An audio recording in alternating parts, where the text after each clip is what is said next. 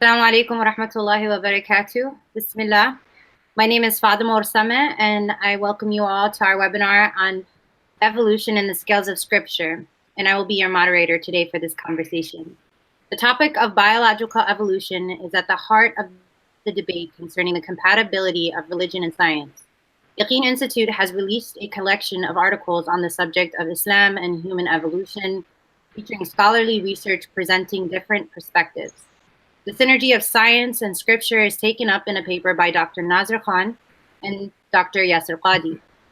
The authors argue that the very presumption that religion must defend itself against science arises from a fallout to understand A, the epistemology of science, and B, the vast empirical knowledge about human beings for which philosophical naturalism provides no meaningful ontological foundation.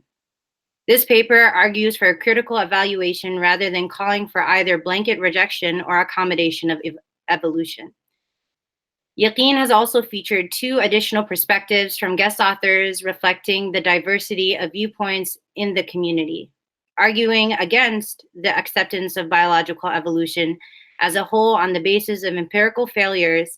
Religious scholar Dr. Isra Yazjulu and quantum physicist Dr. Yamina Bujnaya note that the role of interpretation plays in scientific theories and the problem with the mechanisms underlying human evolution, with additional commentary from Dr. Ilhan Akan, a molecular biologist.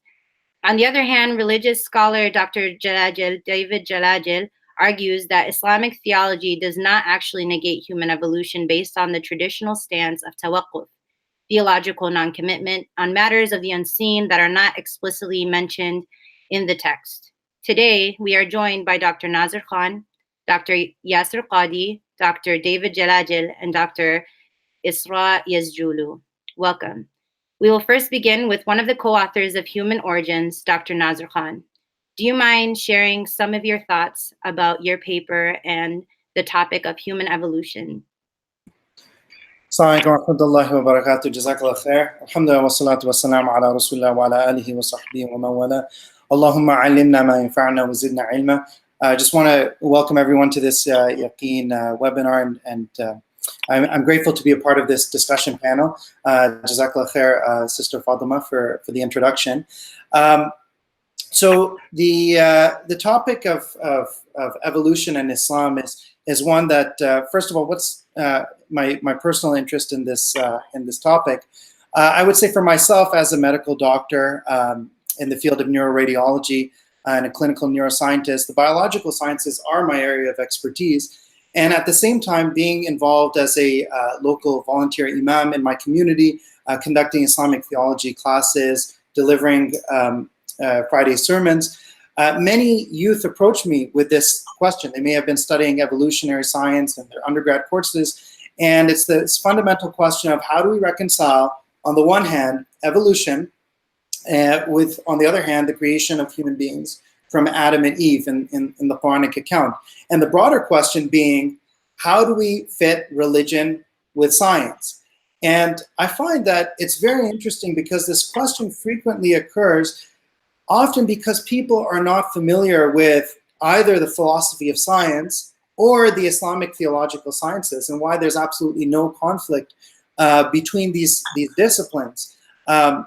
So from the perspective of the Islamic theological sciences, our scholars of Islam have elucidated that the Quran describes two types of ayat, right? The signs of Allah subhanahu wa ta'ala in scripture, the ayat Qur'aniyah, and the signs of Allah subhanahu wa ta'ala in nature, the ayat kawniyah.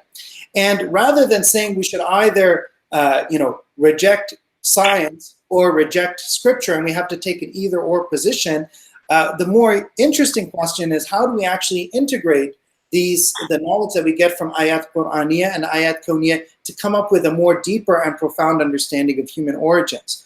And the other aspect that's missing from most discussions about evolution versus religion is the element of philosophy of science. Most people, when they study science, beginning from their elementary school curricula all the way to university, they study science as a literal description of the facts without studying the philosophy of science. And even the most ardent of atheist philosophers and of evolutionists, like Daniel Dennett, says that there is no such thing as philosophy-free science. Only science with its philosophical baggage taken on board unexamined. So every claim and aspect of a theory in science has philosophical underpinnings. Even the word data has to be unpackaged to talk about theoretical models, computer simulations, experimental data. And those have different epistemic weights. Those have different significance. And how you put that all together depends a lot on the metaphysical presuppositions you come to that question with. And so one of the things that's very interesting to me is that, a lot of Muslims assume that this is all new, it's never been discussed before. But actually, we have a 1,400-year-old scholarly tradition that analyzes these questions in great detail. So if you look at Imam Ibn al-Qayyim rahimahullah's work, Miftah Dar as-Sa'ada, it's a approximately 1,800 page work that talks about the signs of Allah subhanahu wa ta'ala in creation. And it is a deeply philosophical work that addresses questions of ontology, questions of epistemology. And despite having read the work from cover to cover in Arabic twice, I still find the more I return to that work, I find that he's answering questions that people are talking about today. He's answering that 700 years ago, which is incredible. So what exactly is the question of where human beings come from? How does looking at Miftah Dar as-Sa'ada by Ibn al-Qayyim, how does that help us in understanding how to reconcile human evolution with religion? I'm going to talk about that, but before that, I want to begin with a little bit of a story. And the other day I was at the airport and randomly stumbled across the latest issue of Scientific American. So this is the September issue. And you can see that the title here is Humans, Why We're Unlike Any Other Species on the Planet. And this immediately caught my interest because it's actually the subject of our article. In our article, we go into great depth exploring the vast difference which separates human beings from other animal species. And we talk about why you need theology to actually make sense of that, to understand why is it that a biological organism would acquire the capacity to comprehend the great truths about the universe, to comprehend the laws of nature. Why is it that we don't have dogs who are philosophers? Why is it that we've never read a book that was authored by a donkey? Although some writings by Richard Dawkins and Sam Harris on religion may come incredibly close to that. We wonder about these different questions because there is a deeper ontological question that is not being addressed, and that's the why question. So this issue featured 12 different articles by different scientists on the subject. And a lot of the articles actually focus more on how. They focus more on how we're unlike other species on the planet. The vast difference in terms of language capacity, in terms of cognitive differences, it's the how. And they mention one thing that's very interesting. One of the professors of biology mentions that a lot of scientists are reticent to acknowledge this vast difference because they're afraid of reinforcing religious doctrine. And that's a bias that shouldn't be there in scientific research. We shouldn't be biased by that kind of consideration. So they focus on how vast the difference is between human beings and animals, but at the end of the day, the why question is left unanswered. And the closest anyone actually comes to addressing the why question is one of the articles that says, at the end of the day, why did Homo sapiens have this incredible survival, this capacity for civilization, for expansion, for growth, consciousness, culture, morality, you name it, and none of the other species acquired this? At the end of the day, we attribute it to nothing other than dumb luck.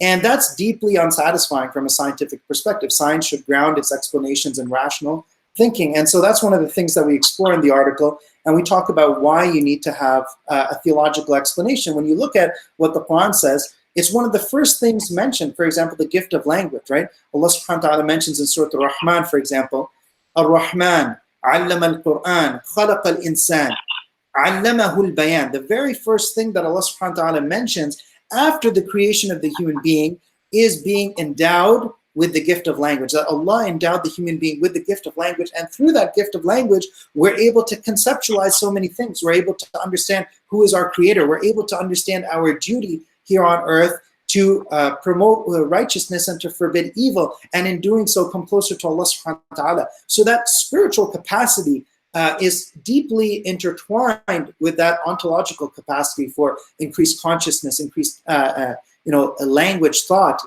All of those different capacities are intertwined. And without that firm metaphysical foundation, you can't make sense of that capacity other than to say that it's dumb luck.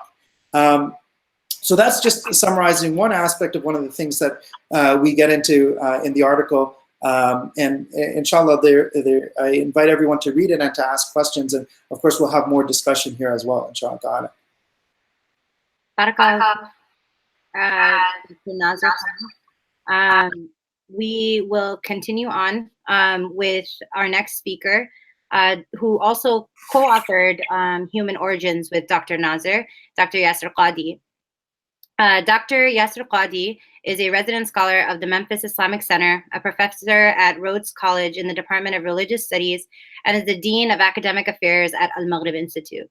He graduated with a BSc in Chemical Engineering from the University of Houston and studied at the Islamic University of Medina, where he completed a bachelor's from the College of Hadith and Islamic Sciences, followed by a master's in Islamic Theology from the College of Dawah. He then returned to the United States and completed a PhD in Religious Studies from Yale University. He is one of the few people who has combined a traditional Eastern Islamic seminar education with the Western academic training of the study of Islam. Dr. Yasir, do you mind sharing your thoughts on your paper? Jazakumullah khair. Assalamu alaikum wa rahmatullahi wa barakatuh. Alhamdulillah. Wa salatu wa salamu ala rasulillah wa ala alihi wa sahbihi wa man walaha ma ba'd. So a brief summary, inshallah ta'ala. First and foremost, I personally am not approaching this subject as a biologist. I am not talking about what a person should or should not believe about the scientific aspect of evolution. It's not something that is my specialty or forte, and it's not something that any religious scholar has any right to tell any scientist about what their science tells them to do. Therefore, the entire paper, and really from the beginning, and I've said this even in my discussions and debates with other people, I'm not really personally concerned about the biological aspects of evolution. And in fact, it doesn't really bother me as a Muslim what scientists say, because my faith is not based upon the latest theories of science. My faith in Islam is independent really about what scientific theories are. My faith is based upon other factors: the validity of the Quran, the appeal of the Quran to the fitrah and to logic and reason and rationality, the simplicity of Islam. My faith in Islam is yaqeen. And what science tells me, generally speaking, does not reach that level of yaqeen. It is a methodology which is valid, and it, generally speaking, is more correct than it is wrong, but it doesn't reach that level of yaqeen. So the entire paper for me is not about what a believer should believe biologically. No, my question is as follows, and that's really the paradigm that sets up the paper for me. What is the maximum that a Muslim can believe about the theory of evolution and still be faithful to the Islamic texts? My question is theological, not biological. I'm approaching this entire scenario essentially asking the question, what is the metaphorical red line after which it is theologically problematic to affirm the tenets of the theory of evolution? For me, it is a religious question. It is not a biological question. And I encourage Muslim scientists to do the biological aspects. I encourage them to, tell us basically what Muslims should believe from a scientific perspective. I'm not interested in that personally. And as I said, it doesn't bother me. It's never bothered me. I understand some Muslims, their faith is shaken to the core. I understand that. I'm not one of them. This doesn't shake me at all. This doesn't really bother me at all. And again, I remind myself and I remind my viewers about the incident of Abu Bakr as-Siddiq radiallahu anhu. Why was he called as-Siddiq? What was there that gave him that title as-Siddiq? That when he heard of something that was physically impossible, and that is that the Prophet sallallahu alaihi wasallam went from Mecca to Jerusalem and came back in a single night, And they said to him, are you actually going to believe him now? And he said, if the Prophet ﷺ said it, then he must have done it. So they said, how could you possibly believe something so ridiculous, so ludicrous? So he said, I believe something even more crazy than this. I believe that Allah communicates with him instantaneously from above the 7 heavens. And for me, this is really the bottom line. If I believe in Allah who created the universe, then I don't see any problem with Allah subhanahu wa ta'ala creating mankind slightly different than maybe some of the other creations. So once again, my point is that there's got to be this iman bil ghaib. And as I said in my lectures and in the paper as well, there's nothing in Islam that is irrational. There's nothing in Islam that is proven to be indubitably incorrect. However, there are things that might potentially be a clash, and this is one of those potential clashes. So with that basically caveat, and I have 5 minutes left, in a nutshell, I personally believe, and I understand some of the other speakers and panelists have a slightly different view, and I respect them for that view. It is my personal opinion, and I would say this would be the dominant interpretation really of mainstream Islam, that it would not be permissible to understand the Adamic story in the Quran as being something that is metaphorical, that is symbolic, that is a fairy tale with morality ingrained in it, as is the case with many Christians and Jews and their view of Genesis. When they look at the Old Testament, those that are believing Christians and Jews, the majority of them, the vast majority of them who believe in evolution, they simply say, oh, these are fables that God meant for us to derive, wisdoms from. And there's this motif of evil and Satan. There's this motif of the garden. And it's just basically symbolism. And unfortunately, many Muslims as well are absorbing this tendency and then projecting it onto the Quran. And in reality, hermeneutically speaking, from an usul perspective, this is something that no mainstream interpretation of Islam, especially within the Sunni framework, would ever allow. And in fact, when previous groups attempted to do this, such as the extreme falasifa, mainstream Sunnism, and that includes people like Al-Ghazali and Al-Razi and Ibn Taymiyyah and Al-Bazdawi, so basically all of the main schools, they considered these other falasifa to be outside of the fold of Islam. Why? Because the falasifa said that heaven is not really actually a heaven, it's symbolic. That the laws that Allah revealed in the Quran are really not meant to be followed to the letter, it's just the spirit of the laws. You don't really have to avoid alcohol. And other groups, there were minority fringe movements that attempted to metaphorically interpret the explicit text of the Quran. And generally speaking, those groups that attempted to do so were not viewed as being faithfully within the fold of Islam. Why? Because the Quran itself describes itself in language that would not allow for such extreme metaphorical interpretation. Allah mentions that the Quran is in crystal clear Arabic. Allah mentions that we revealed the Quran so that you can understand it. Allah mentions that why don't they ponder over the Quran, or is there a seal on their hearts? Allah mentions bilisanin arabiyyin mubin, in simple Arabic. And Allah subhanahu wa ta'ala also in clear Arabic. And Allah Azza wa Jalla also mentions that He speaks the truth and nothing but truth, nothing but the truth. وَمَنْ أَصْدَقُ مِنَ اللَّهِ قِيلًا وَمَنْ أَصْدَقُ مِنَ اللَّهِ حَدِيثًا. Who speaks more truth than Allah? And Allah Azza wa Jal, when He wants to give a metaphor in the Quran, or a parable, or a fable, then He mentions this is a fable, this is a metaphor, this is a example, so listen to it. Ya ayyuhalladhina amanu, or Allah subhanahu wa ta'ala mentions that ضَرَبَ اللَّهُ مَثَلًا. Allah gives the example or the story. And Allah subhanahu wa ta'ala says, ضُرِبَ مَثَلًا يَا أَيُّهَا النَّاسِ, that Allah Azza wa Jalla, O mankind, ضُرِبَ مَثَلٌ فَاسْتَمِعُوا لَهُ. I'm about to give you an example, so pay attention to it. So whenever Allah wants to give a metaphor, an example, He says, this is an example, this is a symbolism, this is a metaphor. And when Allah subhanahu wa ta'ala does not say that, the default, which has been the understanding of the entire mainstream Muslim community, is that it is taken at face value. Now, when you look at the Adamic story, as I mentioned in my article and in the lectures I've given, the sheer quantity and diversity, the vivid descriptions of Adam and the creation, and the fact that Allah shaped him with his yad, and that Allah subhanahu wa ta'ala breathed the ruh into him. And if you look at the hadith literature, it's even more explicit than this. The vivid imagery that is given is nothing short of a crystal clear picture of Allah subhanahu wa ta'ala basically fashioning a man out of the earth of this world, and then creating him, breathing life into him, and then creating from him his spouse and mate, and then from the two of them he brought forth multitudes of men and women. And the evidences for this are too numerous to mention. So therefore, to metaphorically reinterpret the Adamic story is theologically problematic to the point of expelling one from at least the mainstream of orthodoxy. And as for the claim that some might believe, and this is a gray area for me, I'm not going to say it expels one from orthodoxy, but the claim that there was a precedence to Adam, there was a predecessor to Adam, excuse me, that Adam is not the original primogenitor of mankind, and that yes, there was an Adam, yes, Allah fashioned him, but there was an entity before Adam. There is not a shred of Quranic or Hadith evidence to indicate this.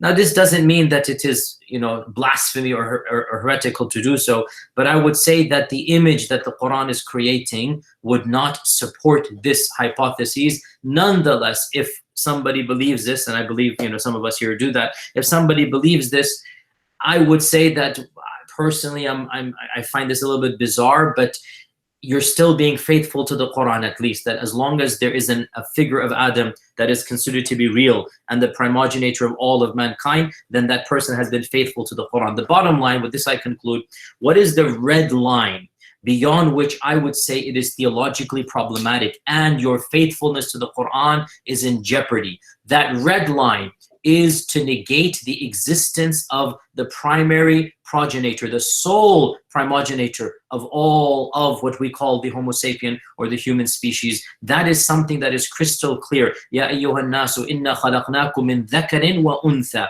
We created all of you from one male and one female. Dhakar is in the singular, untha is in the singular. And multiple verses in the Quran, our Prophet in the Hadith as well, that all of you are from Adam. Kullukum min Adam, and Adam was created from dust. So the entire imagery of the Quran and the Sunnah indicates there was one couple, and from that couple everyone comes. So anybody who in some sense or fashion affirms this, at least they have maintained the spirit and the letter of the law and the scripture, and we will say they are, inshallah ta'ala, to some degree faithful to the text tradition. The day somebody comes and negates and eliminates that, that will be theologically problematic. I want to stress two things and I'm done. Number one, I personally am not endorsing or negating the theory of evolution. Frankly, it doesn't bother me. It's not something that I'm concerned with. I simply said the maximum. Quite a lot of people read in and they felt I'm endorsing the theory other than the evolution of Adam. No, I personally am ambivalent and it doesn't bother me. The final point, the one verse that I want to keep on reminding all of us to think about is the verse in Surah Al-Kahf, and with this I conclude.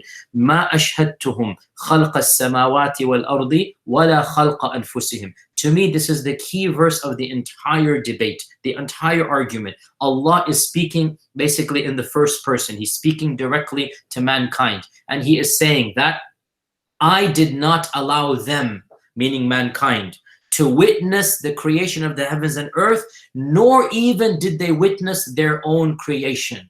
Man was not there when man was created. Man did not see how man was created. And so when Allah is telling us, this indicates to me at least that the creation of man is something that is atypical, that is miraculous. Allah is saying, you weren't there. I know, you do not know. So me as a Muslim, I humble myself in front of Allah and I believe in Allah and I believe in the Quran. Why I believe in the Quran is another topic altogether. But once I have yaqeen in the Quran, then for me, this issue of evolution and whatnot, it becomes something that I believe in the Quran fully, and I try my best to basically see what is acceptable or not. And by and large, I don't find anything to be indubitably contradicted by the Quran versus what modern science has concluded by and large. And in the end, Allah subhanahu wa ta'ala knows best, and we ask Allah subhanahu wa ta'ala for thabat, for his hidayah, for his tawfiq. Wa jazakumullahu khayran. Assalamu alaikum wa rahmatullahi wa barakatuh. Barakallahu feek, Sheikh Yasir, for your reflections, for your thoughts on your paper. I think we are all really privileged to live in a time where we have a diversity of opinions, a diversity of thoughts, and we have series like this coming out, sharing the different viewpoints on the concept of evolution within Islam. So I think if you haven't already read Human Origins, you should definitely head over to Yaqeen and read Dr. Yasser Qadi and Dr. Nazir's piece on human origins. We will be inviting the next speaker, who is Dr. David Suleiman Jalajil. Dr. David Jalajil is a consultant with Prince Sultan Research Institute at King Saud University and holds a PhD in Arabic and Islamic Studies from the University of the Western Cape. Formerly, he was a lecturer in Islamic theology and legal theory at Darul Uloom in Cape Town, South Africa. His research interests concern how traditional approaches to Islamic theology and law relate to contemporary Muslim society. He has published Women and Leadership in Islamic Law, a critical survey of classical legal texts, Islam and biological evolution, exploring classical sources and methodologies, and expressing i'rab, the presentation of Arabic grammatical analysis. Dr. Suleiman, would you be able to share your thoughts? Assalamu alaikum wa rahmatullahi wa barakatuh. It is my privilege to discuss with you the paper I published at Yaqeen Institute, which focuses on human evolution from an Islamic faith perspective. Now, much of my introduction seems to duplicate some of the points that were made by Dr. Nazir and Dr. Yasser. I am focusing on an Islamic faith perspective because Muslims are asking, as believers, what are they allowed to believe? What should they believe about the topic of evolution? So like them, I did not focus on the science of evolution. The reason is, when a Muslim asks, as a believer, what should my position be about evolution? They're asking about a faith issue, a religious issue. They're not asking about the strength of the science or the strength of the arguments and the evidence for the scientific theories. And that is the concern of a religious scholar. What am I allowed to believe? What is going to bring me closer to Allah? What is going to be an act of disobedience or an act of disbelief? So that is, again, also my focus. Science changes. So what one person finds a convincing scientific argument, another person may find tenuous or weak. Also, someone might show this scientific argument has such strong evidence, we have to accept it. Let's reinterpret the Quran. 100 years from now, another theory is more valid, and that theory is overturned. Likewise, they could say, this scientific theory is weak. It is grasping at straws. The evidence for the claims made by the scientists are not strong enough. And so we're going to use this to dismiss it. But then years later, 5 years, 10 years, 100 years later, other evidence comes along, and now that scientific theory seems airtight, which didn't seem airtight a long time ago. And a religious person is not going to change their belief with the change in the condition of the science. They want to know what Allah expects from them. What does the Quran and Sunnah teach? So that is what I focus on. In order to do this, I looked at the classical Sunni methodology. So where Dr. Yasser and Dr. Nazir took as their investigations, I went further, delved into the methodologies of classical Sunni orthodoxy, which I believe represents a mainstream for traditional Islam in the world. Scholars of the Ash'ari, Maturidi, and Athari or Salafi schools of theology, including eminent scholars like Al-Ghazali, Fakhruddin al-Razi, and Nasafi, Ibn Taymiyyah, Ibn al-Qayyim al-Jawziyah. These are the mainstream scholars of these different schools of theology. How would their methodology be applied to this topic? What would the result be if we applied their methodology, the methodology of Sunni theology, to the question of evolution in general and human evolution in particular?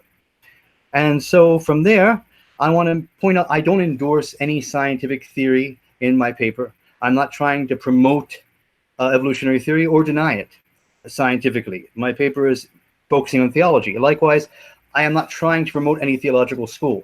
There are Muslims that believe in different theologies, modern and ancient, that are other than Sunni mainstream theology. It's simply outside the scope of my research. And so I am just investigating, can a Muslim believe that human beings, the species Homo sapien, evolved from other species that came before them? Can they believe this while remaining faithful to traditional understanding of Islam? That is my question. And in order to answer this, we must look at theology. Theology has three branches in Sunni theology. And they divide it into three sets of questions. Al-ilahiyat, or questions relating to Allah, His nature, His attributes. And then we have the nubuwat, or questions relating to the prophethood. What is prophecy? What is a prophet? What is revelation? How do you know someone's claim to prophethood is correct or not? And the third branch of theology is called as-sam'iyat. These are matters that we only know about because the sacred texts, the Quran and Sunnah, tell us about them. For example, the existence of heaven and hell.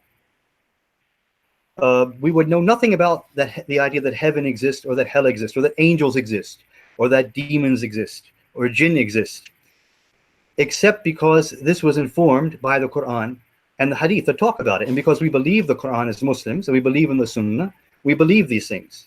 We know nothing about these matters except what the Quran and Sunnah say about them. Likewise, events of the distant past are matters of the unseen if they don't have any historical or archaeological evidence for them. The existence of specific individuals in prehistory, like the existence of early prophets, that do not have, we know about them from the Quran. We know, and they're also mentioned in other sacred scriptures, and they're believed by the people who believe in those scriptures because they read about them in the scriptures. We have no empirical evidence or documentary evidence from that time to show that they existed. Likewise, events of the future that are foretold. We know not, we can't observe the future. So all those things are matters of the unseen. They won't be unseen to the people that experience them in the future, but for us at the present time, they are matters of the unseen. And so scholars have had to develop a strategy to understanding and approaching the sacred text so that they don't overextend what the sacred texts are saying. And that is because if something is mentioned about a matter of the unseen, we know nothing about it except what is specifically and explicitly stated by those texts. That means anything else we come with is not an interpretation. It is not even an interpretation, it is mere speculation. And that is because we know nothing about those matters except what was said. And the scholars of the past have taken a position what's called tawaqquf, or theological non-commitment about these matters. Some examples Dr. of... I'm sorry to interrupt, but we're having technical difficulties. Do you mind switching your camera on and off?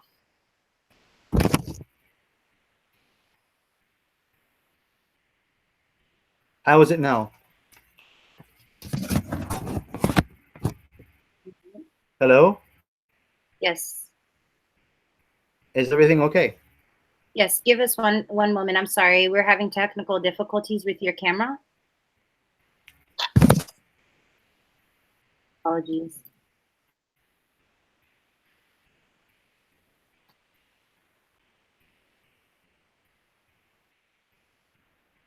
Yes, it's working for all of us. However, on the live, unfortunately, it's not. Okay, correct. It's good now. Go ahead. I apologize. Okay, was the sound cut off at any time? Nope, your sound is perfect. Okay. Okay, so the issue, the approach taken by classical scholars on issues of the unseen, about which we know nothing except what the Quran and Sunnah explicitly state, is that what the Quran and Sunnah are silent about, we must be silent about those things too. We must stop and not have a position on those. That's called tawaqquf, or theological non-commitment.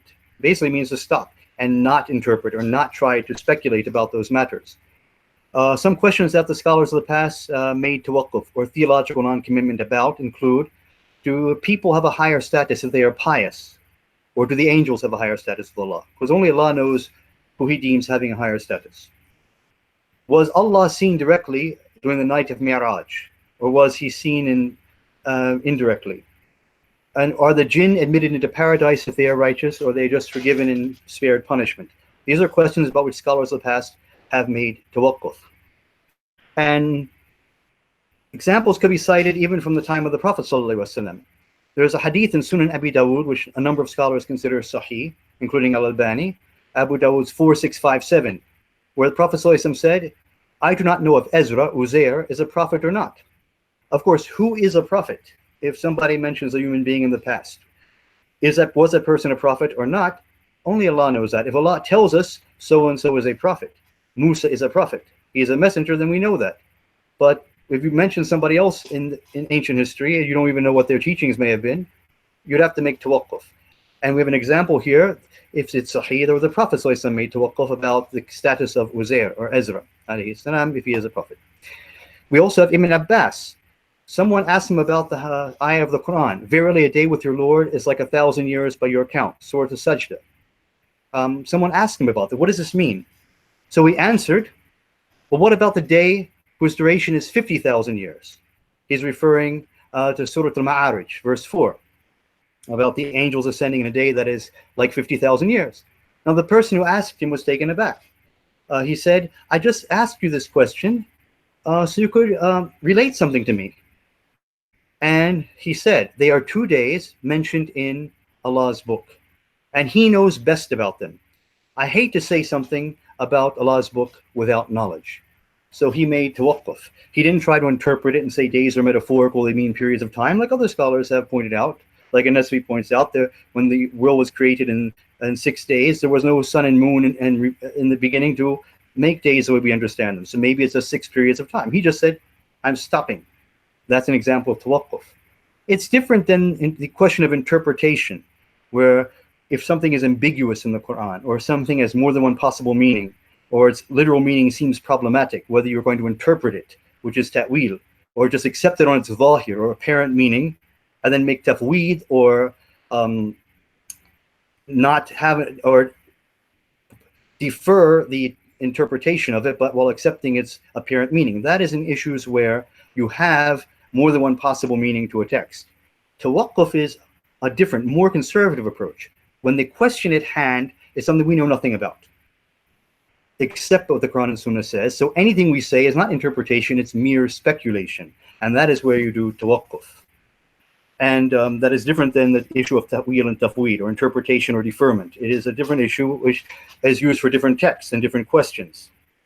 Now, the question about evolution in general, I agree with Yasser al-Qadi and Nazir that the Quran and Sunnah do not address this. In order to say something is prohibited, that we're not allowed to believe this, you'd have to prove evidence. To say that it is a matter of our creed or a matter of faith, to say that this scientific theory is true, or that scientific theory is false, or any position is true or false, we have to demonstrate why it's true or false.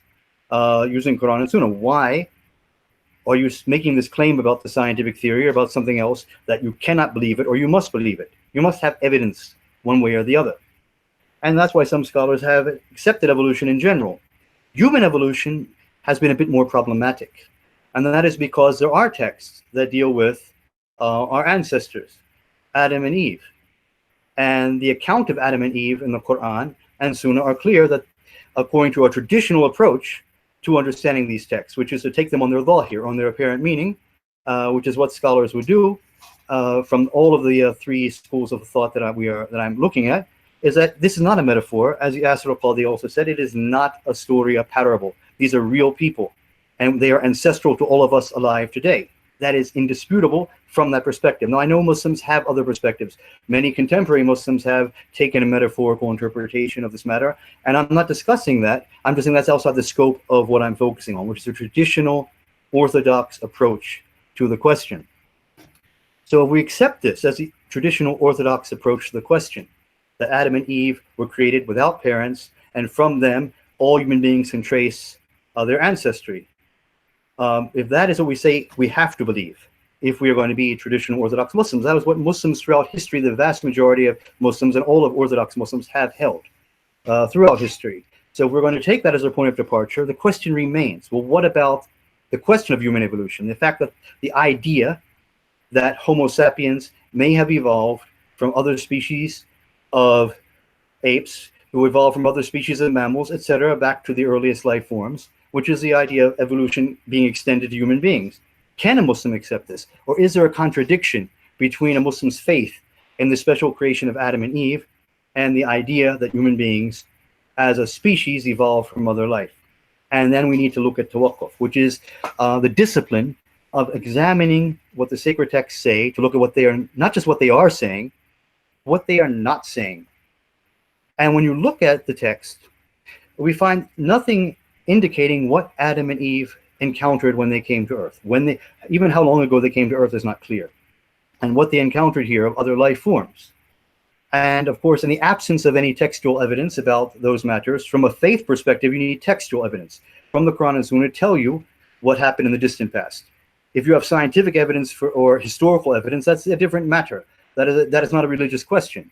For example, Napoleon existed is not a religious question. We believe Napoleon existed in France a couple centuries ago because we have documented evidence and physical evidence to show that existence. It's not a religious question. From a religious faith perspective, matters of the past are unseen to us. We have no knowledge of these matters of the distant past. As Yasser Qadhi said, you do not see your creation of the heavens and the earth. You didn't see the creation of yourselves, which means we didn't witness those things. And so only what Allah tells us about those things we would accept as a matter of faith. Now, Allah said He created Adam and Eve. He created all things. Everything is, Allah is the creator. So we believe that. The duration of time that things unfolded, when they happen, the processes, whether natural selection mutations could be part of that pattern in Allah's creation. Scholars of the past would have said that this is all in the realm of possibility, that anything that is possible to be conceived of, Allah is capable of doing it. So Allah is capable of creating everything as it is today. He is capable of creating things through evolutionary processes, which would appear to us like natural selection evolution, with genetic mutations and other mechanisms. He could do something completely different. He is capable of doing what He wants. He does He does what He pleases. So what about what Adam encountered when he came to Earth? Could he have encountered creatures that were hominids? So we see these skeletons of creatures that are walking upright. They're related to other apes, and they were walking upright and used tools. Could he have created them through evolutionary processes? If he had willed to, he could have. We don't know. We have no textual evidence, which means we're not required to believe anything about them, and not positively or negatively. We don't have to believe they exist even. We can deny their existence, say the bones are being misinterpreted. We can do what we want to do from a faith perspective because nothing is stated in the Quran and Sunnah about this. Could Adam and Eve encountered beings that were biologically what a scientist today would define as human? The Quran and Sunnah are silent on that matter, so we should be silent on that matter. If we're going to define human beings, that's an important thing. How do you want to define people? If we define humanity as Adam's descendants, you could actually say, what is a human being? A human being, by definition, is a descendant of Adam and Eve, because the Quran says so. By that definition, of course, human evolution would be false because you've defined humanity specifically as the descendants of Adam and Eve. But scientists don't do that. When a scientist asks about human evolution, they're asking about a specific species, and they're looking at particular physical characteristics, biological characteristics, certain forms, certain properties, metabolic properties, physical properties, or they could be looking at it genetically. They're looking at a gene sequence, this particular genome, which is a human genome. How did this genome come about? How did human beings have the specific qualities, their specific physical qualities, their mental qualities, their biological qualities come into existence? How did this species come into existence? Now, if we understand that the Quran and Sunnah are silent about what appeared on the earth before, during, even after Adam's time, we don't know. Then we have to be silent about whether creatures what a scientist would call human, where they're looking at things on a completely biological level, could have existed beforehand. And if those beings could have existed, then it's not a matter of religion. It's not a religious question. If you want to believe that these beings may have existed, you're free to do so as a religious person. If you want to disbelieve it because you're just uncomfortable with it, or you just think the scientists don't have a good argument, that their evidence is weak, then that's also a Muslim is free to do so. It ceases to be a religious question. So what would the story of the account of Adam and Eve be? It would be the account of a prophet and his miraculous creation. Allah said He created Adam with 2 hands. And the scholars of all the schools of thought, Nasafi and Ibn Taymiyyah as well, all say that this shows Adam had a unique and special mode of creation that was different than the way other things were created. And that is that regardless of what you specifically believe about Allah's creation with His 2 hands, what Allah's 2 hands are. And there's difference of opinion between these schools of thought about whether Allah's hands should be taken on the dhahir without defining what a hand is, or whether they mean Allah's power symbolically. That's a matter of disagreement, but they all agree that there's something special about Adam's creation, which means other life forms, other beings, even humanoid beings, could have been created by different processes. We would have to make a position of non-commitment on that. We don't know. Allah only knows what happened in the unseen. And this frees Muslims to accept evolution, even human evolution, as a biological account of the origin of this genome or this species, while completely embracing the traditional understanding that Adam and Eve were created without parents, and Allah honored them and made them the ancestors of human beings today. We can all trace our lineage one way or another back to that couple. Thank you very much for your time. Jazakallah khair, Dr. Jalajil, for your thoughts on evolution, tawaqquf, and the relation to our parents, Adam and Eve. For our viewers, we invite and welcome questions for the authors, inshallah. Please write your questions in the chat box below and we'll answer them after all of our guests have spoken. Our last speaker is Dr. Isra Yazjulu. Dr. Isra has studied medical sciences as an undergraduate and holds a PhD in religious studies from the University of Virginia. She is also a team member at Receiving Noor, a nonprofit Quranic spirituality program. And she is one of the last authors to our evolution series. Dr. Isra, please share your thoughts. Sure. Assalamu alaikum. أعوذ بالله من الشيطان الرجيم. بسم الله الرحمن الرحيم. It's a pleasure to be here, and I appreciate previous speakers and what they shared, even though I deeply disagree with a lot of stuff. And what I will do is I will try to give a recap, not recap, but basic outline of what me and my co-authors have tried to do in our paper, and I will try to convince you to read the paper, because this is a topic that's worth thinking about and reflecting on. And I do not want to give sound bites, but I would like to encourage the audience, especially fellow Muslims, to be more critical, more reflective about issues that matter. The way we wanted to write this piece, my co-authors, Dr. Yamina and Dr. Ilhan, we wanted to, instead of giving people fish, we wanted to teach them how to fish a little bit. So the first part of our paper is about how to approach the Quran. There is a very general, very widespread assumption in the Muslim world, among Muslims, that the question of faith is a given. You're born to a Muslim family, or there is a maybe an event that made you feel like Islam is the right path, and then you take your shahada, or you're already born with a shahada, born Muslim, and then you of course are completely certain about everything in the Quran. You believe in the Quran, and then that's there. And then there's science, and science can change over time, but it is in itself a skill like farming or other things, pretty much neutral skill that we will just look into on its own. And we wanted to challenge both views. To start with the first one, this idea that I believe in everything the Quran says, and I believe because I believe. I believe in God because God said so. That is circular reasoning, and that's against the Quranic reasoning as well. So the Quran does not just tell us what to believe in, but also how to get there, how to reason. And so this notion of blindly believing does not quite exist in the Quran. The Quran is the opposite. It constantly encourages us to reflect and observe and meditate, and not take things for granted, and not believe in things simply we're told to believe so. So why do I believe in the Quran, or why do I believe in the central pillars of faith, like only one God, life after death, and so on, is intimately linked with how I understand the Quran. The way we read the Quran has to be open to receiving the guidance in reasoning, and to actually we're not called to just parrot what the Quran says. If this is in the Quran, that's true. But to understand the way in which the Quran is allowing us, helping us to confirm that. And that journey of confirmation, that journey of shahada, which is so integral to faith, is part of what it means to be human, according to the Quranic perspective. So, I mean, even the term shahada, right? To take the shahada, what are you bearing witness to? You don't bear witness to something you have never seen, right? Shahada means you are witnessing it, and the Quran is filled with references to observing and seeing.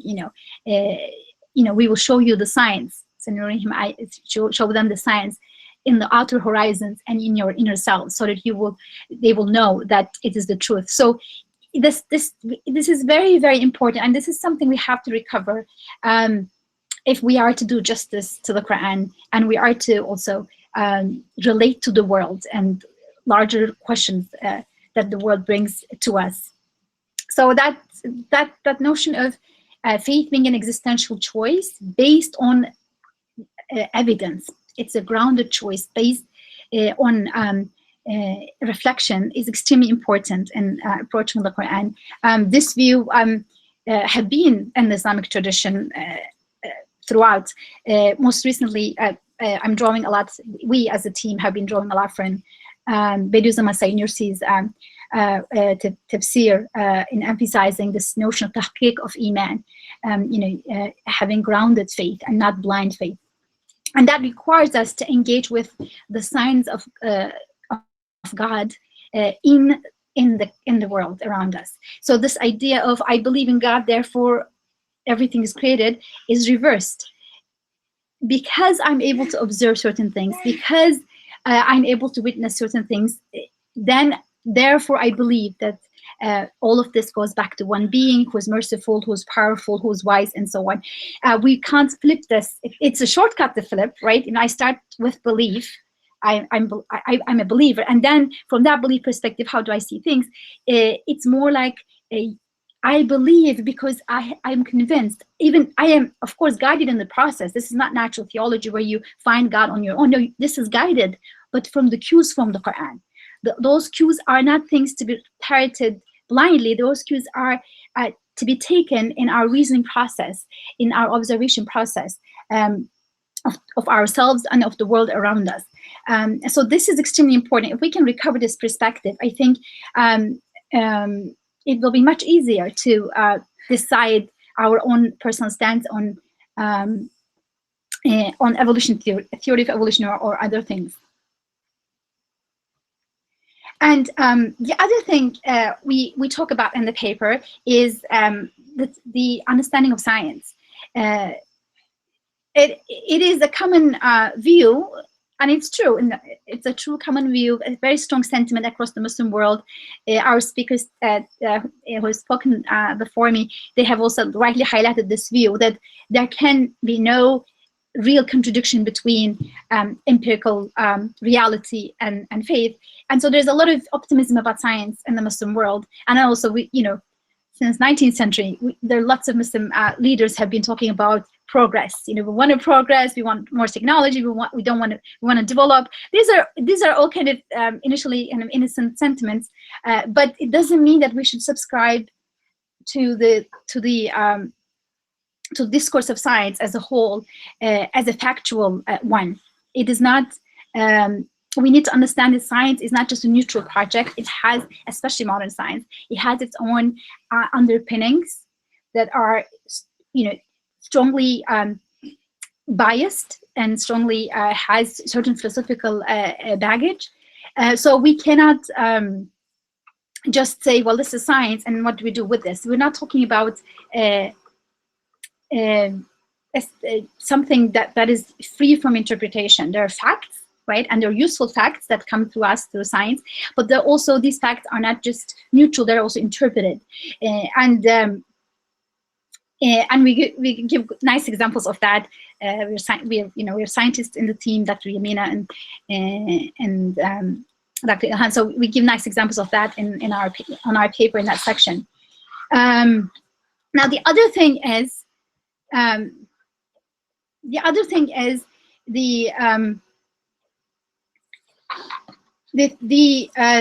in terms of the theory of evolution, the key point there is that in itself, the theory itself works within the larger modern scientific assumption, or even dogma, if you will, of methodological naturalism, which we go a little bit into in our paper. And the idea in the theory of evolution, a key idea is that we can explain emergence of life, and it is diversity. It's diversity as well as its similarity. The species have a lot of similarities. One thing, we all share the same DNA vocabulary, but and then there's so many things are similar and so many things are different. There's diversity, there's similarity, and the best way to explain this, according to this theory, is that this must have happened through unpurposeful forces. Okay, they have different technical vocabulary that goes with natural selection, mutation, this and that, but basically, you don't have to be a rocket scientist to understand that the theory inherently claims that we can explain life and its diversity and similarity through unpurposeful forces. Okay, and I would invite the audience to think for themselves and analyze this idea, this outrageous idea, on their own. Just because it is presented in a scientific textbook doesn't mean it is a neutral and factual interpretation. And frankly, if I thought that the universe could be explained and life could be explained through unpurposeful forces, I wouldn't believe in God. I would just believe in those unpurposeful sources, right? So to think that we can have it both ways. We can just accept the theory, even though it inherently has this built in it, and somehow ignore that part, is, I think, being naive. And so we should be careful about that. And we also, in this paper, have an appendix by a molecular biologist in our team who experienced himself almost a paradigm shift in the way he approached the theory of evolution. He's been trained as a biologist, and then he encountered studying the Quran through Said Nursi's work, as well as the scholar Ali Marmar, who is a chaplain in New York. He has a YouTube channel, Islam from Within, with studying those with him, Said Nursi's text. He has experienced a change in the way he interprets his work, and he reflects about the universe and nature. And we have that appendix there, and he's sharing, frankly, what he thinks as the problems with the theory, and some of the reasons that he feels the need for a different approach. And so we kind of invite, as authors, our audience to be more reflective, more going a bit deeper than just saying, is this allowed or not? And it shouldn't be the way in which I've been searching vanilla extract was halal haram. Like, this is the product. What do I do with it? It's halal haram. This issue is not simply that. This is here is an alternative, competing way of interpreting the universe, and there's no way that we can just accept it. And it shouldn't be that we can accept it or not. I actually do not want to give sound bites, but I want to invite the audience to think more deeply about the Quran. Why is Quran relevant in the modern world? Why is the Quran still important? Does it really matter at an age where we can split the atom? Do we really need to care about ancient texts? And to see that the Quran is not just a set of rules or set of statements. It's about an enlightenment, a way of seeing the world in a truthful light, that the things that appear to be happening on their own or just being there by themselves are things that are actually reciting, speaking to us of signs of God. So for that, we need training. We need training in understanding the Quran more deeply, and also with that, anybody could turn to the theory and then see it for themselves, keeping in mind that there's a part in science that is agreed upon by everybody, and it is useful and relatively neutral, and then there is a lot of baggage that goes in the name of science. Just the example Dr. Nazir gave was very helpful in illustrating this. He said, there's astonishment about how amazing human species it is, and all the analysis boils down to maybe it's just luck, right? It's dumb luck. And for somebody to say that, I mean, people say all kinds of stuff, that's fine, freedom of speech. But for somebody to say that in the name of science should alert us to the deeply interpretive and ideological background of science, that you could say this and get away with it, because as long as you don't invoke something transcendent, it is science, even though it doesn't agree with the evidence, right? And that bias Muslims should be aware of that bias. And that doesn't mean we are against science totally, but it requires understanding science as a discourse that needs to be consciously encountered, not just blindly, as if it's math or something that cannot be questioned. So I'll stop there, and I'll be happy to take questions.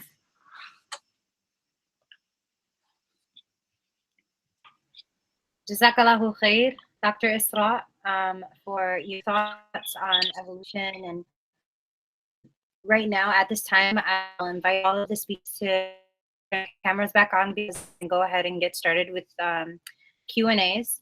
Right now, we have questions coming in from with Dr. Nazir. We have a question about scientific ijma or theory. Okay, Bismillah. I think it was breaking up for a bit here. Just let me know if the audio breaks up for me, and I'll stop. But what I heard was that okay, perfect. I think the audio is good. So the question that was asked was, what do we do about the fact that there is scientific quote unquote ijma on the theory of evolution? The idea that there is a unanimous consensus about scientists and among scientists about the fact that human beings share a common ancestry with other biological organisms that we've evolved. So here again, I'm going to go back to something I mentioned earlier, which is going back to the philosophy of science. The fact that science comes with philosophical baggage. And we have to look at what are the metaphysical assumptions we put in to that machinery of science when we're interpreting the data. So there's also a scientific, a overwhelming amount of scientific evidence describing the vast gulf which separates human beings from other animal species. So we have to account for that. We have to have a way of accounting for that. Now, in the article that we wrote, we talk about how the Quranic perspective doesn't clash with any of the claims made in modern science. So you could imagine a scenario in which Allah subhanahu wa ta'ala divinely creates Adam and Eve, places them on this earth with the biological resemblance to other species that are existing on this earth. And that would be entirely in accordance with Islamic theology and entirely in accordance with experimental evidence in the field of science. It's not to say that that's what happened, but from the perspective of what Islamic theology requires, there should be no conflict whatsoever. Going further, I want to kind of describe something parallel to what Dr. Jalal has been talking about. What are the limitations from what we can say from an Islamic perspective? And when Islam does not explicitly state something, we make tawaqquf on that matter. I want to describe something parallel, which is the kind of scientific tawaqquf, where science cannot definitively define what happened in a particular arena. It's something beyond what we can see and experiment directly, and understanding that we have a concept in science of what is unobservable. So in the article, we have a section about the philosophy of science. And people used to have this idea of science as just a literal description of reality. You know, I mentioned the Richard Dawkins' description of the magic of reality. Science it just tells us what is and is real and true about the natural world. But more and more philosophers of science are gravitating towards other views like scientific instrumentalism, constructive empiricism, ontic structural realism, all of these different views that acknowledge that there is some element of what we're talking about in the natural world that is in principle unobservable. We'll never be able to go back in time and actually see, oh, were there these two human beings, Adam and Eve, who God descended down from heaven and placed on this earth. And so that is beyond what we would say, beyond our epistemic horizon. You know, I once had a mentor who pointed out that the farthest that Western European Enlightenment thought went in terms of understanding the philosophy of knowledge was Immanuel Kant's description that there is a phenomenal and a noumenal realm. There's the phenomenal of what we are able to observe and interact with directly, and there's the noumenal, the actuality that's beyond our interpretive lens. And in Islam, we have a very simple term for that. That's al-umur al-ghaybiyya, the matters of the unseen. And it's the first article of faith that's mentioned in the beginning of the Quran in Surah Al-Baqarah. So we have this understanding that there are matters of the unseen that Allah subhanahu wa ta'ala knows the reality of, and science makes use of the empirical data that's available to us to draw different theories. So there are some similarities between animals and other biological organisms, but there's also a massive difference. And we have to have an explanation and understanding of that. And that's what we advance in the paper is the idea that Islamic theology does the best at accounting for that. Jazakallah khair. Dr. Yasser, Sania Hassan asks, will I be sinful or become non-Muslim if I write a scientific paper where I explain my experimental results in light of human evolution, meaning like if I directly or indirectly support human evolution? No, I don't think so at all. You are asked a question within a scientific paradigm and you answer within that paradigm. I would simply say you use language that indicates that you're following that paradigm. You do not have to indicate your theological beliefs in a scientific paper whatsoever. And you can say that according to the principles of such and such, this appears to indicate, and then you indicate whatever it appears to indicate, and you are being truthful and factual. According to the paradigm I'm coming from, it appears that this is the conclusion that can be derived, and you are valid within that paradigm. So I would say be intelligent and wise about how you phrase it. You never have to say in any scientific paper, I believe. That's not what scientific papers are about. That's a theological paper. That's a paper about morality, ethics, philosophy. In a scientific paper, you simply talk about the factual evidences, and then you posit an understanding based on that factual evidence. So if you are asked to write a paper that discusses certain factual evidences and to derive a theory from it, my point is, as a theologian, you do not have to read in your theology into that paper. However, if you're going to say something that you don't necessarily believe, I would simply say that you may phrase it in a way that dissociates you from that. And there's a statement in Arabic in theological texts, the one who narrates kufr is not kufr.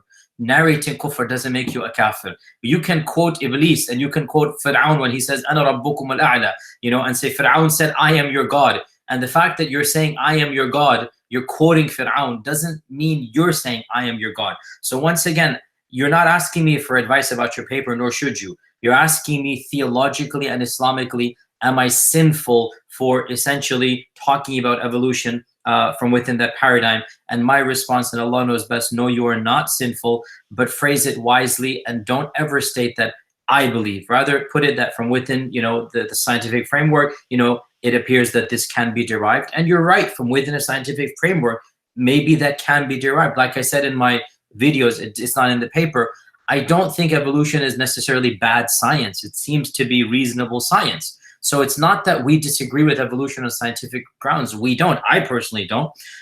It's simply that there are theological facts that I don't expect scientists to believe unless they believe in our theology. So given that they don't believe in it, go ahead and pontificate from their paradigm and say that, based upon, the paradigm that science is coming from, this is what we seem to be derived, and Allah subhanahu wa ta'ala knows best. If I could chime in, especially the first question, I meant to say, this consensus, you see, the consensus is not a real consensus, because only after you assume, and we talk about this in the paper as well, only once you assume that I cannot allow the evidence to lead me to a certain direction, even if the evidence is going there, I have the duty to stop that, block that, right? Anything that, everything looks purposefully made, and it looks like it was intentionally made, but I cannot say that because natural causes don't have intention, and that would take me beyond natural world to a transcendent being. But I have vowed, as a modern scientist, I shall never ever go there. And not only I won't go there, I will block it. There's something to say. If the scientist said, well, we actually can't go there because we don't want to talk about these issues, and so we're going to suspend judgment on it, tawakkuf, that would be fine. But what they say is that because we can't go there, but we still want to explain. So we are going to pretend that they don't say pretend. We're going to say that this is the best explanation. So what you constantly hear is this is the best explanation, and putting aside all the, of course, political maneuvering, where when somebody sees evidence to the contrary, they get into a lot of trouble, and they are really muted in the scientific community. We have some examples of that in the footnotes of the paper, but and our molecular scientist also testifies to it. But also this paradigm is already there. So once you make that decision that whatever the evidence says, I shall not go to anything that's non-natural, something unnatural forces are not purposeful. So I have to say this is somehow made by unpurposeful sources. Then yes, even the most ridiculous idea comes across as the best explanation. One example would be you enter into a dining room, and a wonderful meal is prepared there, set on the table, and you look around and you had made an assumption that I shall never ever refer to anything beyond the dishes. No chef, no living being. I'm just gonna explain this without any purposeful thing. So then once you make that assumption, you're like, okay, the best explanation maybe it was a windy day and the windows were open. Maybe the stuff were mixed according to perfect recipe and put in the oven and so on. And all of that starts, say, you will hear the term like, this is the best explanation we have. And I have heard that, people writing as biologists and scientists saying, well, it doesn't quite make sense, but this is the best explanation we have, right? Why it's the best explanation? Because we have decided dogmatically that we are not going to allow any evidence to point, even if it is saying it, we have to stop it from saying it. So I would encourage really being mindful and conscious of that bias as you're looking at this consensus.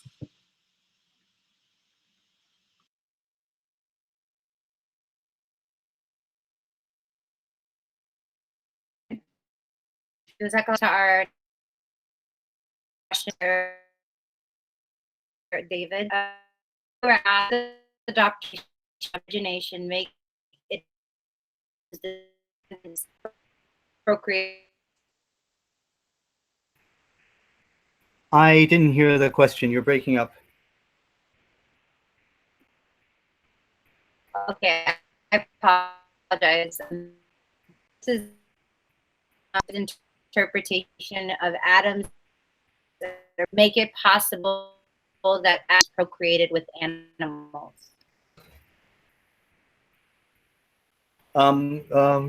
If I can repeat the question, you're saying about regarding my conclusions, if Adam could have procreated with animals. Is that the question?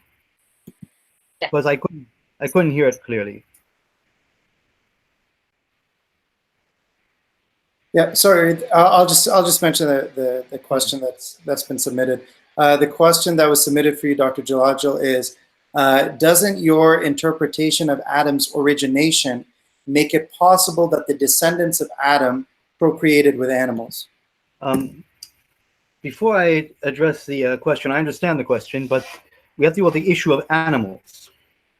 And the defining animals would be very important. What is an animal? Islamic theologians have always referred to human beings as animals, or hayawan. Hayawan means to be animated or to have life. And that separates animals from plants and from minerals or rocks. That was a traditional understanding of things. And so whether evolution is true or false in general, the idea of the human being as an animal, it wasn't considered pejorative. Hayawan, meaning living or animated, was always accepted.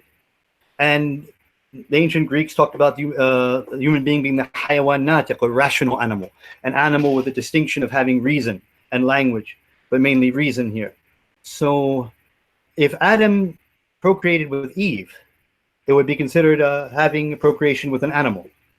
So the issue of human beings being animals would not be the issue. But I think the question is, could Adam could his descendants have procreated with the descendants of pre-existing beings that already existed on the earth that were not from his descendants? I believe that is a question. Whether we're going to call them animals or not is a separate issue. And to look at this, you have to look at what does the Quran and Sunnah say. I mentioned that it's silent about what appeared on the earth before Adam appeared.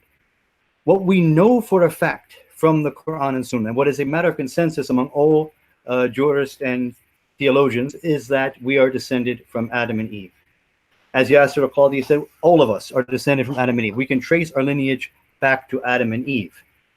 That is what the Quran is saying.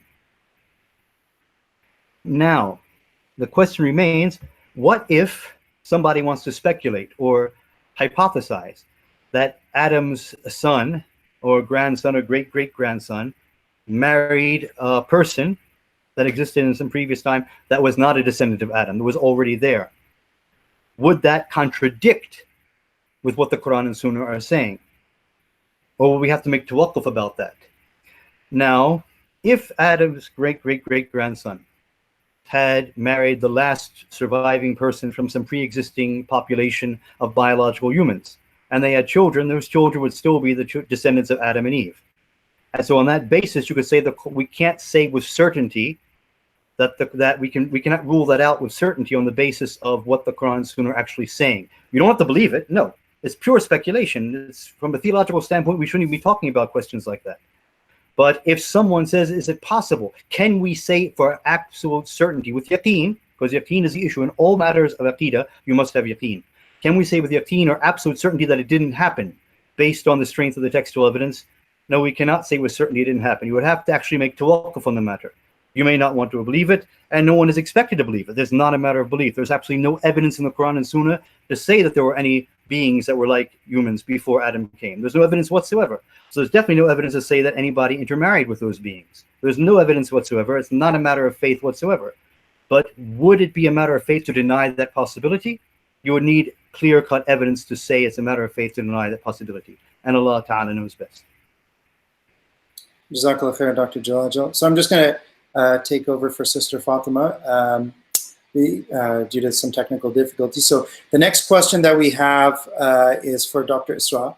And the question is, what would be the best response to atheist professors in colleges or universities who impose human evolution theory as, quote, fact, unquote, instead of a belief or hypothesis? I think that some of what you mentioned previously does touch upon this, but if you could just elaborate on that as well. Jazakallah khair. I trust the person who asked the question. I trust your wisdom on that, right? I mean, what my concern is you as somebody who wants to take the Quran seriously and wants to confirm it and see how it makes sense.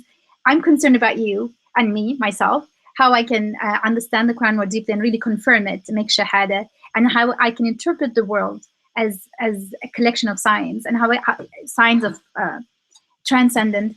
And in that sense, I would disagree with you, Dr. Nasser, that Kant's view doesn't work, because in Kant's view, once you say it's ghaib, you have nothing to do with it. You don't know if it exists or not, or what it is, and you have nothing to do with it. So when you're called to believe in the ghaib, it's a completely different paradigm where you actually don't know ghaib, but you can believe in it for good reasons, for very good reasons. So I think that is the focus of our paper.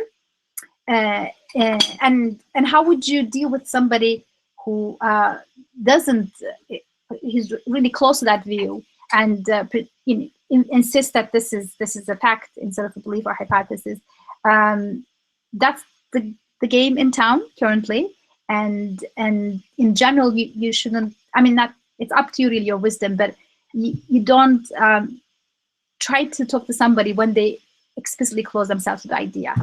You can gently request if there are other scientific perspectives possible or allowed, so that the person realizes that this is not making sense to my students and I should allow other viewpoints. But if the person is not open to it and shuts you down for it, or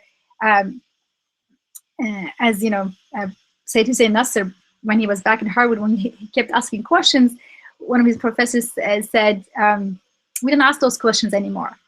Don't ask those questions. So if you may hit those moments as well. So you just use your wisdom, definitely. Jazakallah khair. Yeah, actually, if I didn't make it clear, I wasn't affirming what Immanuel Kant said as being, what we should believe. I'm saying that was the furthest that Western Enlightenment thought got on that question of recognizing our limitations. So I agree with you on that point. So the last question, inshallah ta'ala, before we conclude, will be for Dr. Yasser. The question that's been submitted is the question of how do we know what to interpret in the Quran as metaphorical and symbolic, and what to interpret as literal? When are we allowed to adopt a metaphorical interpretation? I think that's a very easy and historically done deal, because throughout our well, I guess you want a bit pedantic, I can be, well, it depends on how much you want to go into. In a nutshell, the default is that the Arabic of the Quran is an Arabic that is meant to be understood at face value. That Allah subhanahu wa ta'ala does not play riddles. He doesn't speak in puzzles. He doesn't speak in symbolism. This is the default. Now, having said that, there have been certain controversies that go back to almost the dawn of our theological controversies, most importantly about the names of Allah, the attributes of Allah. This is where the Ash'aris, the Maturidis, the Mu'tazilis to their level, and the Atharis, they all have different interpretations. And this is where quite a lot of controversies did take place. Are words literal or are they metaphorical? And that is a controversy that goes back 1,000 to 200 years. Even within that controversy, early Ash'arites had very different interpretations than later Ash'arites. And early Ash'arites and Mu'tazilites, frankly, were more faithful. They actually practiced more tawaqquf, and they said, God knows best. I don't even want to go down that route. It was only later Ash'arites that basically began metaphorically reassigning, words to mean other things. And this did cause tensions in medieval Sunni Islam. But by and large, everybody agreed that when it really comes down to it, Allah's names and attributes are to some level from the knowledge of the unseen. And that understanding of language cannot play a role when Allah speaks to us about this world. In other words, it is understood when Allah speaks of himself, this is ilm al-ghayb. But when Allah subhanahu wa ta'ala speaks of us and of our creation and of history and of the previous prophets, there is no knowledge of the unseen. This is simply historical in nature. And that is why nobody has ever reinterpreted the stories of the Quran, the stories of Nuh, the stories of Adam, in our case, the stories of Lut, to somehow mean metaphorical. It is only basically modernity. It is only following in the footsteps of certain critical thinkers who basically began to rethink through biblical criticism. And this is in the 18th, 19th century, when they began questioning the stories of the Bible. They began questioning the historical nature of the figures of the Bible, and they began thinking they wanted to believe in the scripture. At the same time, they did not want to affirm what the scripture said. This was basically a middle ground. In the end of the day, it is illogical, hermeneutically speaking, to believe that the Quran is from Allah, the Bible is from God, the New Testament is from God, and then not believe what it tells you. It is hermeneutically contradictory. It is a conundrum. How can you believe the Bible is from God and then not believe what the Bible says and say, oh, well, I know better. God didn't really intend this. And that's why Allah says in the Quran, أَفَتُؤْمِنُونَ بِبَعْضِ الْكِتَابِ وَتَكْفُرُونَ بِبَعْضِ. Do you accept portions and reject other portions? And that is why the one theological difference that Muslims have with other mainstream faith traditions is their belief in the Quran. This is what separates Islam as a tradition from every other tradition in the world. We believe our book to be divine in origin. We believe it to be preserved and uncorrupted. No other religion and no other religious faith believes this. And we also firmly believe this is logical and rational. It is the logical corollary to believe the Quran is from Allah.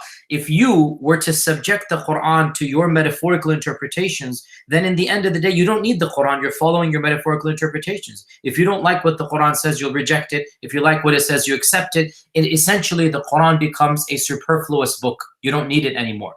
And that is why, historically speaking, no group has ever allowed just a carte blanche metaphorical symbolism of the Quranic verses. Therefore, bottom line, to answer your question, that the only time where metaphor would be metaphor is when the Quranic structure allows for the metaphor. When Allah says in a language that is understood to be the language of metaphor. You cannot come along and say, oh, I believe this to be metaphor when the language does not allow you to be metaphor.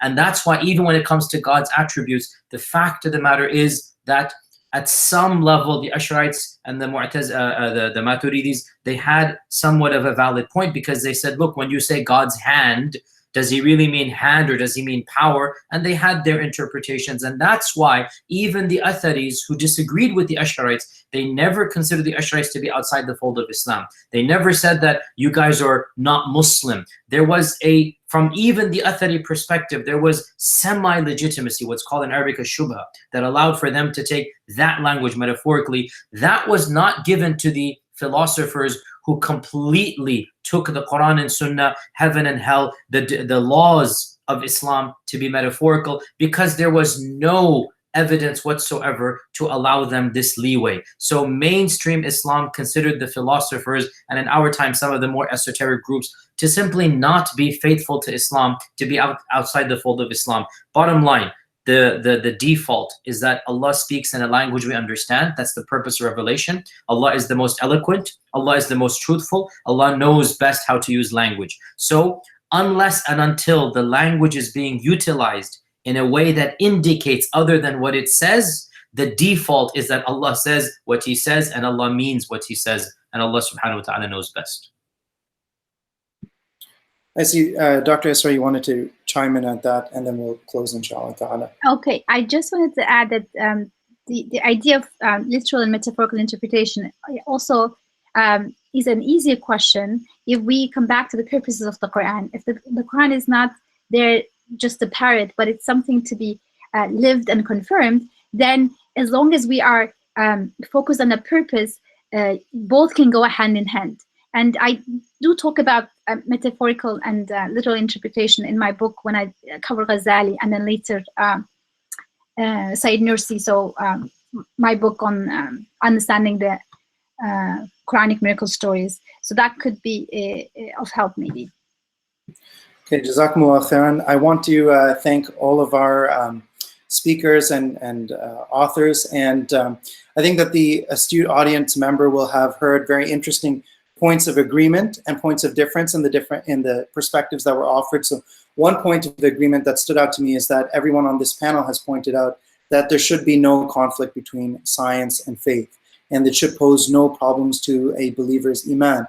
And as for exactly how we fit together a scientific narrative with scripture, that's something that you've heard different perspectives on. And I think one thing you'll appreciate for the audience, when you log on to yaqeeninstitute.org and you look at the different papers that have been authored, regardless of which paper presents a perspective that appeals to you the most, you will learn something valuable from all of the different papers that are out there, and you'll appreciate the scholarship in those different papers that have been published. If you've asked a question on our chat and it hasn't been answered yet, don't worry, because there will be a recap email that will be sent that will address any remaining questions. So I encourage everyone to sign up for email updates at yaqeeninstitute.org, and a recording of the video will be posted as well, inshallah ta'ala. So with that, inshallah ta'ala, I would again like to thank all of our audience members, our authors and contributors, our Yaqeen team for putting on this this program. Jazakumullahu khairan. Subhanakallahumma wa bihamdik, nashhadu an la ilaha illa ant, nastaghfiruka wa natubu ilayk. Wassalamu alaikum wa rahmatullahi wa barakatuh. Assalamu alaikum wa rahmatullahi wa barakatuh.